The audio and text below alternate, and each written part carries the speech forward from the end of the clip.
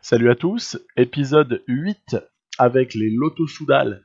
Il s'agit là de la dernière partie du Tour de France et on verra après un point au niveau contractuel, financier de l'équipe dans la fin de l'épisode environ vers la 21e minute. 20e, 21e minute. Alors, ce qui nous intéresse pour l'instant, c'est cette étape absolument folle dans laquelle on espère sauver notre maillot avec Tim Wellens.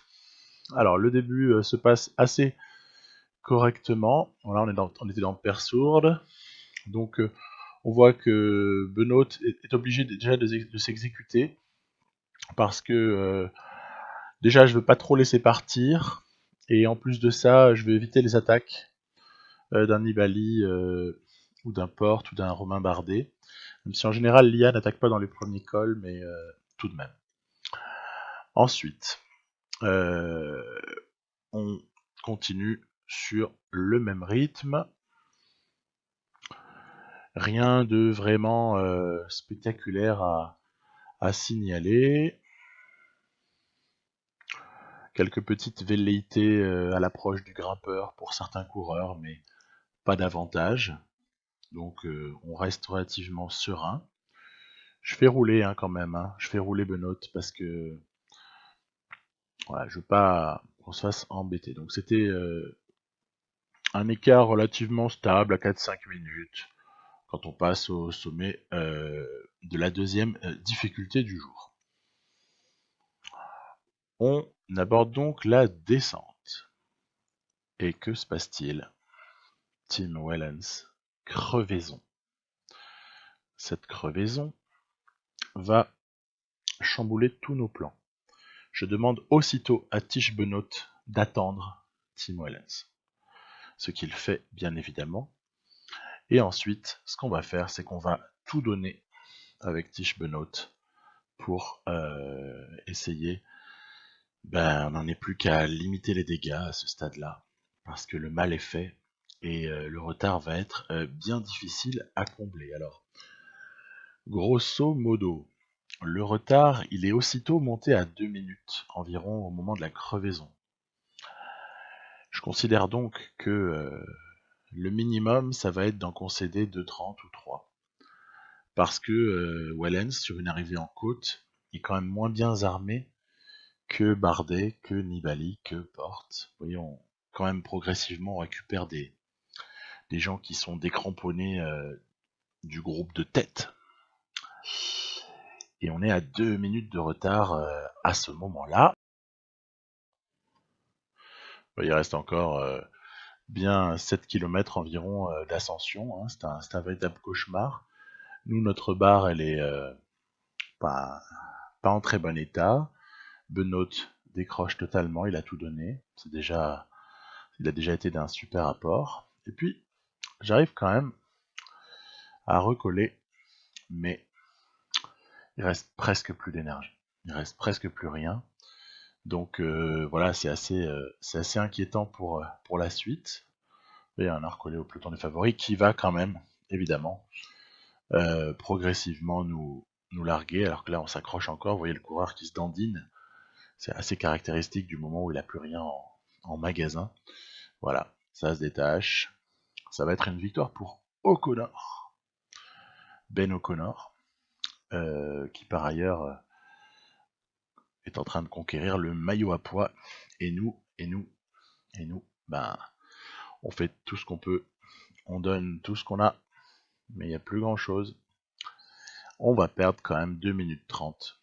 Et c'est probablement la face du Tour de France qui a totalement changé. Donc voilà, petit hommage au vainqueur de l'étape.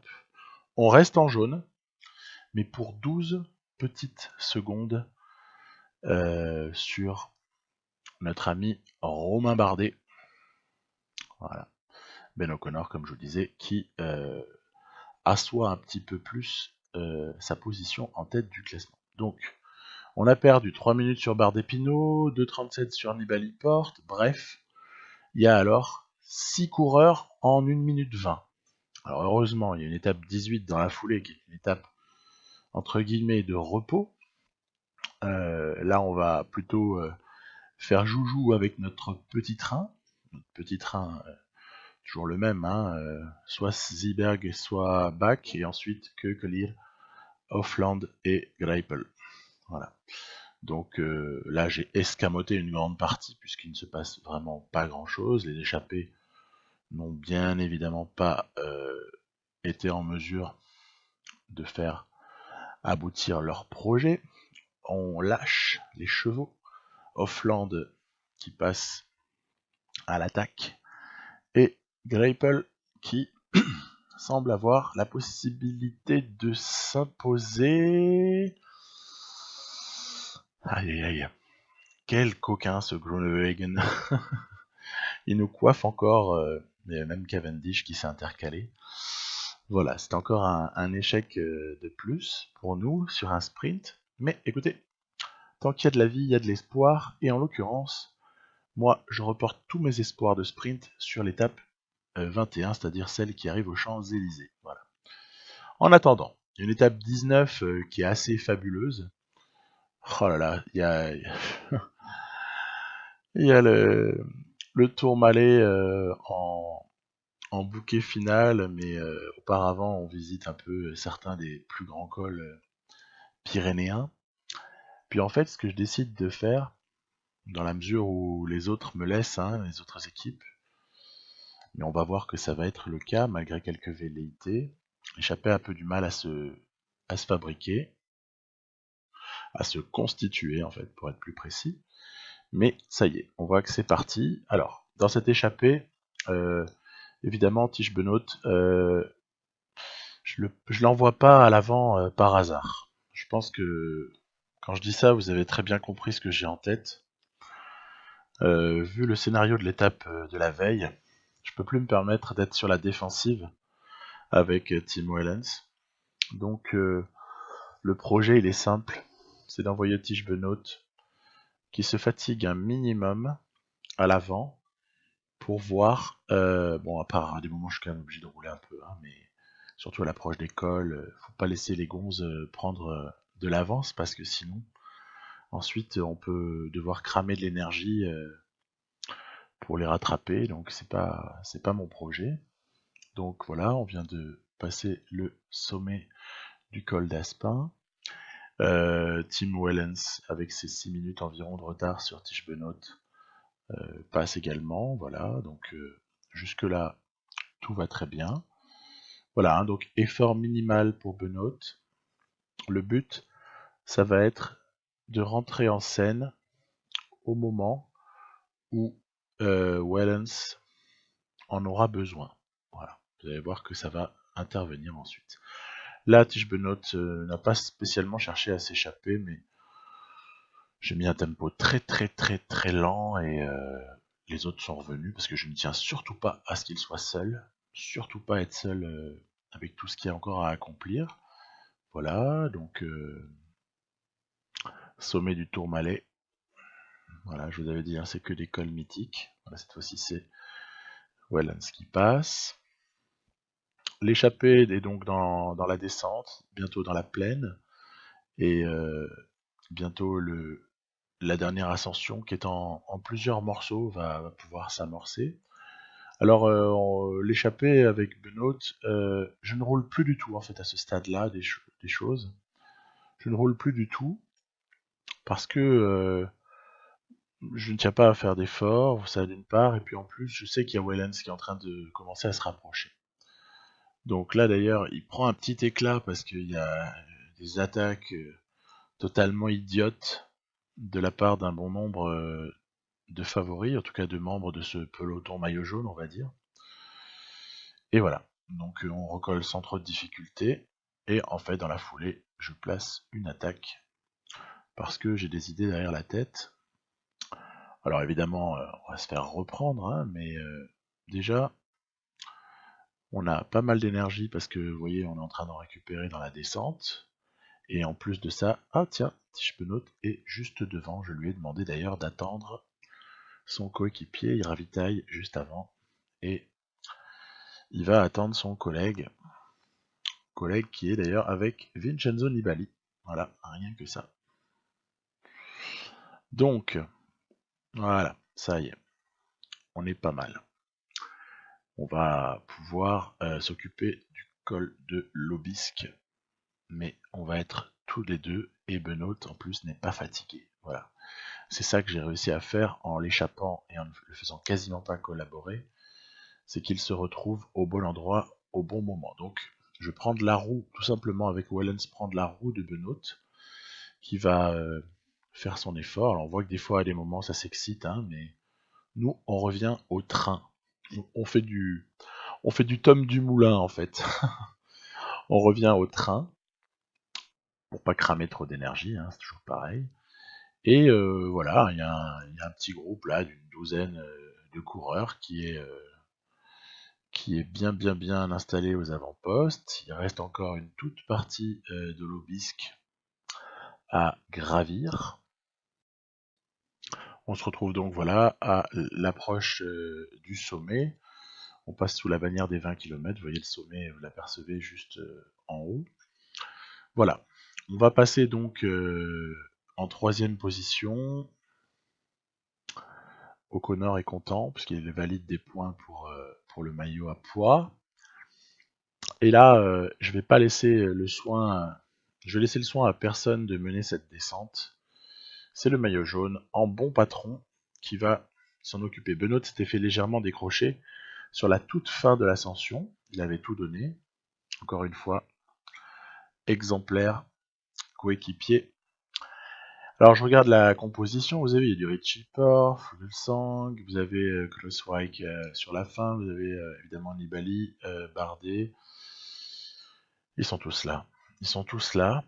Mais Wellens est un descendeur assez formidable.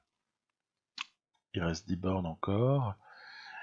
Je lui demande de s'échapper. Voilà, de s'échapper dans la descente. Il est totalement capable de le faire. D'ailleurs, il le fait. Et l'avantage, c'est qu'avec un coureur qui est aussi fort, à la fois en endurance, en descente, eh bien, vous pouvez le faire attaquer dans la descente. Le mec continue à récupérer de l'énergie. Donc ça, au passage, c'est une petite astuce dans PCM 18. Ne vous privez pas d'attaquer en descente si vous avez un type qui a ce profil-là. Bon, on est très proche de l'arrivée. Je pense qu'il va falloir lancer le sprint, bien évidemment. On va pas se gêner. Et ça se passe très bien pour nous. On va donc chercher une victoire d'étape de prestige, pour le coup, sur une des étapes les plus difficiles de ce tour 2018. Donc voilà, c'est très plaisir. Il y a le jeune, le courageux Benoît qui va en terminer également. Il va gratter quand même une 12e place. C'est tout à fait honorable. Et puis surtout, il aura joué le coéquipier modèle, puisque toute la stratégie de course était basée sur son implication et sa bonne forme. Voilà. Donc, victoire de Wellens. Alors, il n'y a pas d'écart de temps, mais il y a quand même des bonifs. Donc, les bonifs de 10 secondes permettent de prendre un tout petit peu d'air au classement général. Vous voyez, on a 22 secondes sur Bardet. Je crois que ce qu'il faut regarder en priorité, c'est les 35 secondes sur Nibali, puisque Nibali va être notre adversaire principal sur le contre-la-montre du lendemain. Alors, il y a notamment une dernière difficulté qui est formidable avant la descente sur Espelette. Grosse difficulté. On va surtout s'intéresser à ce que fait Tim Wellens, bien sûr, hein. Puisque nos autres coureurs ne sont plus concernés par le général ni par un maillot quelconque. Je pensais par exemple au meilleur jeune, c'est foutu pour Benoît. Je vais gérer ma barre d'effort. Je vais essayer de commencer entre guillemets doucement. À 74, on va démarrer doucement, tout en sachant qu'il y a des difficultés sur la fin sur lesquelles il ne faut surtout pas se retrouver à manquer d'énergie. Donc 32 secondes de retard au premier intermédiaire pour Wellens sur Nibali, ça c'est quand même pas la meilleure nouvelle, mais en même temps c'est Nibali.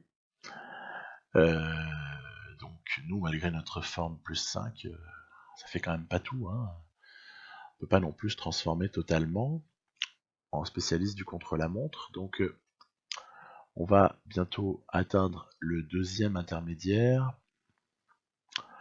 Deuxième intermédiaire, 56 secondes. Alors il subsiste encore un tout petit suspense parce que il y a une difficulté majeure à venir et j'ai économisé des forces. Vous voyez le décalage de barre pour Wellens. J'ai économisé pas mal de forces pour essayer de le faire terminer très fort.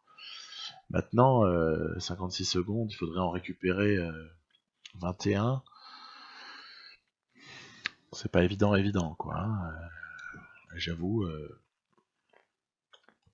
Voilà, mais de toute façon, il n'y avait pas vraiment le choix parce que vous allez voir, on va terminer.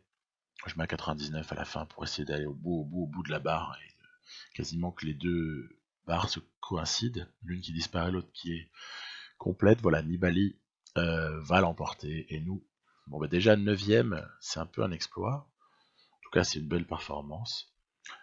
1 minute. Donc je pense que voilà, vous avez compris ce qui s'est passé. Prise du maillot la veille des Champs-Élysées par Vincenzo Nibali. Bien écoutez, je crois que cette crevaison aura été vraiment un tournant majeur. Qu'est-ce qu'on peut dire à part ben on reviendra. Alors il faut gérer le lendemain, il faut gérer l'étape du lendemain. Je trouve que dans PCM, c'est de plus en plus beau, cet environnement parisien est bien restitué là. On reconnaît vraiment, on a vraiment l'impression d'y être. Pour ma part, j'y ai vécu pendant quelques années. Et voilà, vous voyez par exemple là, hop, on va passer au niveau du Louvre. Ensuite, on prend la rue de Rivoli pour ensuite, voilà, discrètement l'obélisque, on le voit pas. Et puis on va remonter évidemment sur les champs avec tout en haut le virage autour de l'Arc de Triomphe. Je trouve que cette étape elle est vraiment très très bien réalisée. J'aime beaucoup ce qui est proposé par PCM.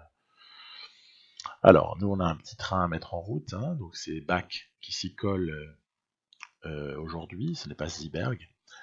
C'est Bach qui s'y colle. On va bientôt transmettre à Kökelir qui va être chargé de nous lancer les hostilités. Donc on durcit pas mal la course. Hein. On va voir que, regardez, il y a des coéquipiers de Marcel Kittel qui sont en train de le remonter à gauche, mais il semble être un petit peu juste. Et puis pareil, les coéquipiers en loto jumbo de Groenewegen ne sont pas réellement au diapason. Du coup, moi j'en profite. Hofland envoie. Et puis je crois que là, il n'y a plus qu'à transmettre le relais à notre Greipel national. Je pense que cette fois-ci, on la tient, notre étape. Voilà. Donc, après la tristesse de ce qui s'est passé l'avant-veille, on a quand même, non, même pas l'avant-veille, la veille, et puis 2 étapes plus tôt, on a quand même un petit sourire qui revient avec cette victoire de Greipel sur les champs. Honnêtement, j'échangerai pas celle-là contre 3 victoires à d'autres moments dans le tour. Au sprint, hein, je veux dire. Hein. Je préfère vraiment gagner celle-là, je la trouve carrément plus prestigieuse. Le sponsor va être content et Nibali valide sa victoire dans le Tour de France. Bravo à lui, j'adore Nibali. Donc on va pas commencer à jouer au mauvais perdant. Deuxième, c'est déjà phénoménal. Voilà, je vous montre un petit peu de ci de là les bilans de ce tour. Donc ça, c'est le classement de l'étape. Puis ensuite, je vais vous montrer les maillots. Et puis on va passer surtout à la suite des réjouissances.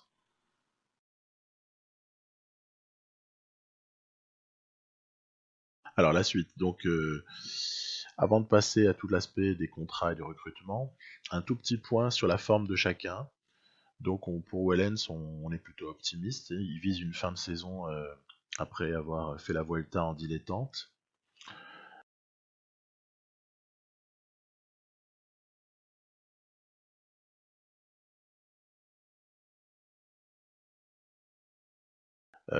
Pour Greipel, il faut un peu corriger, je vais le faire. Donc j'ai un peu accéléré par contre. Hein, voilà. Le mec ne vise plus grand chose. Je veux juste qu'il soit encore opérationnel là sur les classiques pour sprinter. Ensuite, pour Tischbenoot, on est assez tranquille. Voilà, je modifie légèrement. Lui, il vise la Lombardie. Il va se reposer. Jelle Van Endert, qui va être un élément important en Lombardie et voire même au championnat du monde sur un malentendu. Voilà, c'est très très bien. Je l'ai fait se reposer suffisamment, je pense. Maintenant, financièrement, on revit grâce au Tour de France, parce que sinon les projections étaient assez dramatiques pour le mois d'octobre. Je crois que la faute est à l'argent que j'ai dépensé pour l'équipe de développement. C'est lié à ça. Le sponsor est très content, vous voyez la barre de satisfaction en bas à gauche. On valide bien sûr une prolongation avec le Lotto Soudal, on n'a quand même pas pris cette équipe-là pour changer au bout d'un an, et puis se pose la question des préférences du sponsor, je vous les ai mises en évidence. Les coureurs sous contrat, on en a 14, ce qui veut dire qu'il va falloir renouveler au maximum 16 coureurs. Et je vous dis exactement ce à quoi je pense.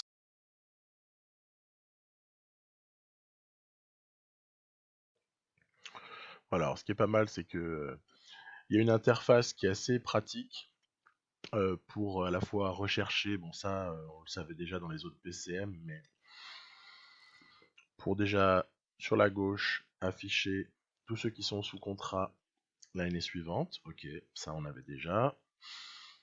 Et ici une mise à jour sur la droite de ce qui se passe, des négociations, des gens qui ont déjà donné leur accord, etc. Puis à l'aide du moteur de recherche, moi je me suis constitué une liste. Alors c'est une liste qui est... on prendra pas tout le monde, hein, c'est une évidence. Alors, j'ai déjà sélectionné sur quels critères. Ben, déjà, j'ai voulu qu'il y ait voilà, des Allemands, puisque notre sponsor veut des coureurs allemands. Il y a là un jeune espoir, il y a Burgard qui pourrait bien nous aider dans les Flandriennes. Il y a un dénommé Emmanuel Buchmann, qui est un grimpeur pur. Il m'intéresse énormément pour aider les leaders dans les grands tours. Simon Geschke, ça c'est plutôt un puncher, voilà, peut être précieux, une certaine polyvalence. Et Tony Martin, si on a envie de se faire plaisir et d'aller chercher de la star, mais il a 33 ans. Donc je suis assez dubitatif. Ensuite, au niveau de l'Australie, il y en a un qui va m'intéresser énormément et qui pourrait quasiment numériquement, même s'il est moins fort en sprint pur, remplacer André Greipel. C'est Michael Matthews. Lui m'intéresse énormément parce qu'il a plus de polyvalence, même s'il est un petit peu moins fort sur pavé. Il a plus de polyvalence que Greipel. Donc, et Greipel se fait vieux. Donc, on va sûrement s'orienter vers Michael Matthews. Un qui m'intéresse aussi pas mal, c'est Hausler, pour tout simplement accompagner Matthews dans les courses auxquelles il participera. Il y a un jeune Johannes Rugg que je voudrais prendre, mais simplement au nom du fait que il est bon de prendre de jeunes coureurs pour essayer de préparer la suite. Et puis je me tâte un peu sur le recrutement ou pas d'un Rohan Dennis. Bon, à voir. Ensuite, un autre territoire, le principal qui nous intéresse évidemment, c'est la Belgique. Alors, sur la Belgique, vous pouvez voir, j'ai sélectionné des jeunes. Il y en a certains, il y en a un, Dipestel Sander, qui est déjà chez nous en équipe de développement. On prendra pas tout le monde là encore. Il y a peut-être Ken Pinou, quel drôle de nom, hein, généré par l'IA probablement, qui peut m'intéresser. Les autres, je suis un peu plus dubitatif. Je pensais à un Stein van der Berg pour accompagner, au nom de son expérience, accompagner sur les classiques flandriennes. Ben Hermans, c'est un très gros point d'interrogation. Je n'ai pas pris Van Avermaet, déjà pour une raison qui va être la même que celle pour laquelle je vais éliminer Nassen de cette liste. C'est pas que je l'aime pas, au contraire. C'est un mec qui a l'air qui est assez génial, mais trop fort. Trop fort. Je considère que ça n'est pas réaliste. Donc voilà, tac, mise à jour. Wout van Aert, lui m'intéresse. Lui, je vais le prendre. Lui, il m'intéresse énormément. Roelands peut m'intéresser. Il a 33 ans. Il est passé à côté de certaines victoires dans sa carrière. Suivant le tarif, on peut prendre. Yves Lampaert me paraît, là encore, un peu à l'image de Nassen, me paraît, à 27 ans, il est dans son prime. Je le vois pas cohabiter avec Tish Benoît. Donc je vais aussi l'éliminer de cette liste. Voilà, vous savez tout. Il y a aussi évidemment tous ceux qui sont... Tous ceux, il n'y en a pas beaucoup. Il n'y en a pas beaucoup. C'est facile de les sélectionner. Donc, Allemagne, Australie. Et puis je vais mettre n'est pas pour vous montrer tous ceux que j'ai sélectionnés là encore. Voilà, je m'intéresse de près à un Tom Dumoulin. Si on voulait aussi recruter énorme, on prendrait Groenewegen, qui est le sprinter du moment.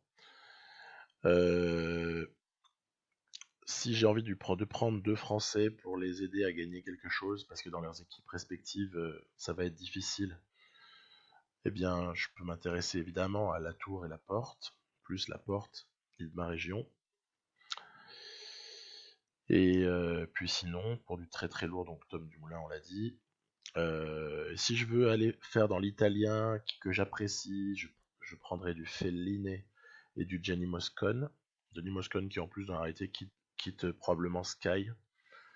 Voilà. Et j'ai pensé à un qui m'intéresse particulièrement, c'est Omen. Parce qu'il va, comme Bourgman tout à l'heure, nous aider beaucoup sur les grands tours. Voilà. Et puis après, Hirschi et le dénommé Chelmus. C'est un. Voilà, ce sont des jeunes, on verra. Voilà. Voilà donc un point sur quel coureur m'intéresse. Voilà, on prendra pas tout le monde là encore. On va surtout pas aller dépenser tout l'argent. Ce serait stupide. Mais on va prendre pas mal de jeunes.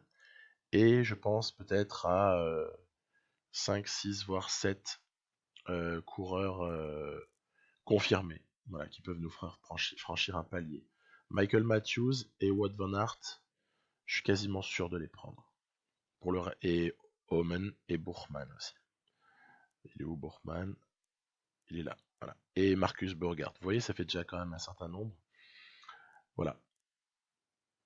Donc fin de cet épisode et je vous dis à très bientôt pour l'évolution de tout ça.